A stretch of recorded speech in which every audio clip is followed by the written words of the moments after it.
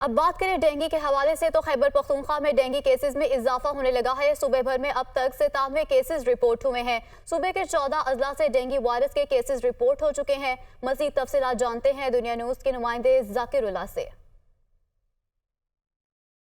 Dengue virus نے ایک بار پھر پنجے گاڑ لیے، جبکہ خیبر پختونخوا میں اگر ڈینگی وائرس کی کیسز کی بات کی جائے تو خیبر پختونخوا میں اب تک 97 کیسز وہ رپورٹ ہو چکے ہیں، جبکہ سیزن کا آغاز بھی ہو چکا ہے۔ ڈینگی وائرس کے 97 کیسز رپورٹ ہو چکے ہیں، جس میں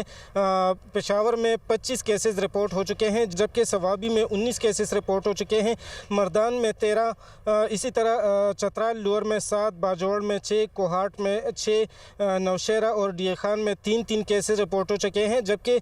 ضلع خیبر میں اور ایبٹ آباد میں 2 کیسز رپورٹ ہو چکے ہیں۔ اسی طرح اگر دیکھا جائے تو ہنگو میں بھی 2 کیسز رپورٹ ہو چکے ہیں، لیکن اگر دیکھا جائے تو یہاں پہ صفائی کا انتظام وہ انتہائی ناقص دکھائی دے رہا ہے۔ یہاں پہ اب بھی مختلف علاقوں میں گندا پانی کڑا ہے، ان کی صفائی ابھی تک نہیں ہو چکی، اسی وجہ سے یہاں پہ کیسز بھی بڑھ رہے ہیں۔ جو مکین ہیں ان کا یہی کہنا ہے کہ یہاں پہ